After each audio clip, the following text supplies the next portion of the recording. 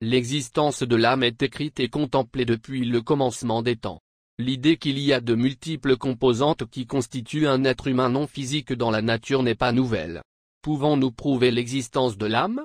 Pas vraiment, mais si nous examinons des études qui ont été publiées dans le domaine de la science non matérielle et de la physique quantique, il devient difficile de voir le contraire.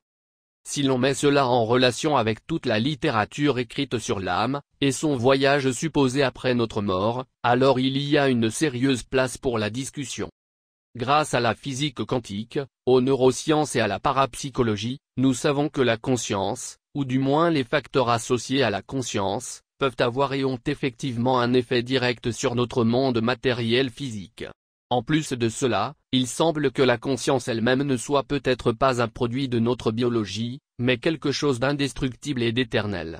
Ceci a été dit au sujet de l'âme et a été démontré par des expériences menées où les participants sont en mesure de projeter leur conscience dans d'autres endroits, et plus encore. La science commence à montrer la réalité de la spiritualité, et cela peut être plus qu'une simple interprétation, mais elle est souvent accueillie avec une réponse sévère. Reprends-toi et accepte la conclusion discutable. L'univers est immatériel, mental et spirituel. Extrait de l'ouvrage, The Mental Universe. Est-ce simplement leur conscience? Ou l'âme? Qui sait, mais quelque chose semble continuer après notre passage.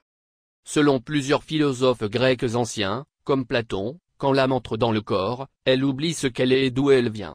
L'âme appartient au monde non matériel, et choisit simplement d'expérimenter une vie dans un corps, mais elle devient aveuglée par les sens humains. Sur le plan personnel, je crois qu'il y a un changement massif de conscience qui se produit sur notre planète, et cela implique beaucoup de choses différentes. La simple conscience que nous sommes des êtres spirituels, au niveau collectif, est vitale pour que l'humanité reconnaisse et explore si elle veut aller de l'avant. Lorsque l'on examine la littérature associée aux expériences de mort imminente, c'est fascinant. On peut recenser un grand nombre de scientifiques et de médecins qui ont vu des patients décrire ce qui leur arrivait sur la table d'opération et pendant un arrêt cardiaque. Certains médecins ont décrit la capacité des patients à relayer des faits sur ce qui se passait qui devraient être impossibles à savoir. De vastes études ont montré qu'un nombre important de personnes qui sont cliniquement décédées ont fait l'expérience d'une certaine forme de conscience pendant cette période. Par exemple, un patient, un homme de 57 ans à l'époque, bien qu'il ait été déclaré mort et complètement inconscient, sans activité biologique détectable, se souvient d'avoir observé tout le processus de sa réanimation.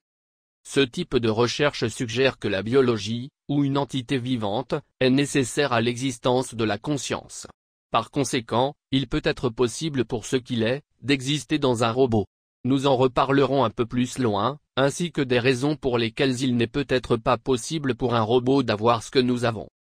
La domination quasi absolue du matérialisme dans le monde académique a sérieusement limité les sciences et entravé le développement de l'étude scientifique du mental et de la spiritualité. La foi en cette idéologie, en tant que cadre explicatif exclusif de la réalité, a contraint les scientifiques à négliger la dimension subjective de l'expérience humaine. Cela a conduit à une compréhension très déformée et appauvrie de nous-mêmes et de notre place dans la nature. Extrait du Dr Gary Schwartz. Un robot peut-il avoir une conscience? Un robot peut-il avoir une âme? Si la conscience est décrite comme la perception, la conscience, avoir ses propres pensées et la capacité de discerner et d'apprendre, alors oui, un robot peut posséder une conscience. Aujourd'hui encore, il existe une intelligence artificielle capable d'apprendre par elle-même. Après tout, les expériences quantiques montrent que les plus petits morceaux de matière peuvent être conscients, presque comme s'ils savaient qu'ils sont observés. Ceci a été illustré par la fameuse expérience de la double fente. Si c'est vrai, cela signifie que toute la matière pourrait posséder un certain type de conscience, et toute chose matérielle possède ce que nous appelons la conscience, parce qu'elle est faite de minuscules morceaux de matière. Un système biologique est-il nécessaire à la conscience, ou à l'âme pour exister? Ce système pourrait-il être artificiel?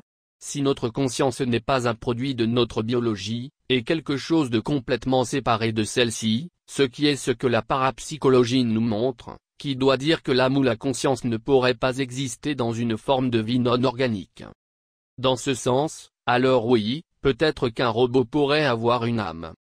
Il est également cru par beaucoup au sein de la communauté spirituelle, et ceux qui raisonnent avec les traditions spirituelles, que la conscience, ou l'âme, choisit ses parents et le corps avant qu'il entre dans l'expérience matérielle.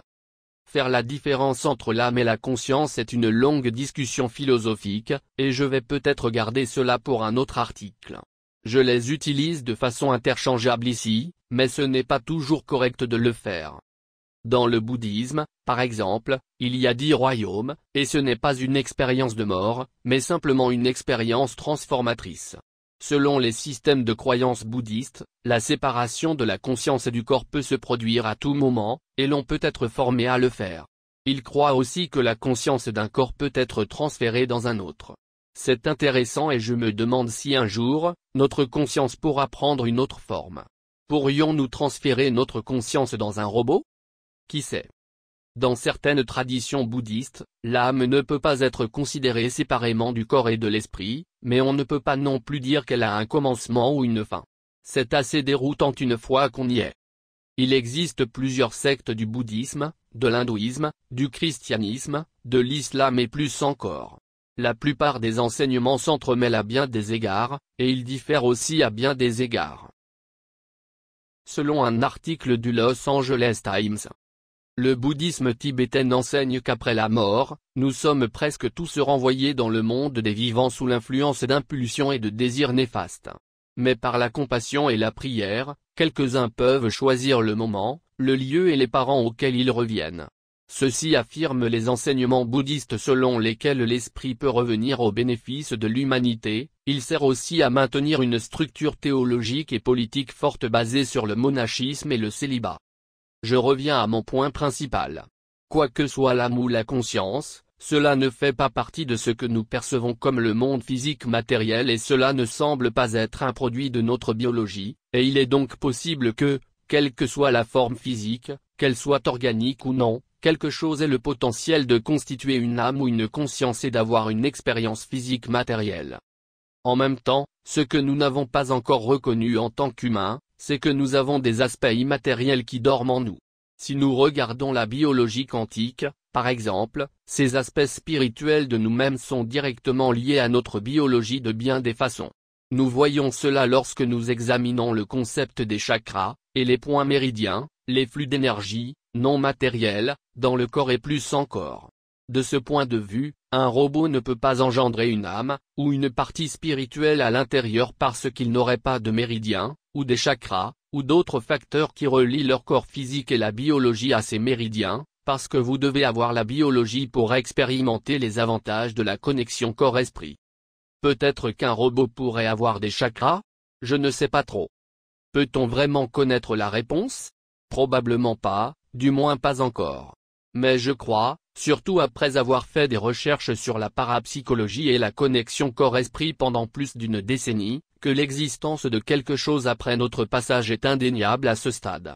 Peut-être sommes-nous en train d'apprendre quelques leçons que nous devons connaître, et il y a une image plus large que nous ignorons.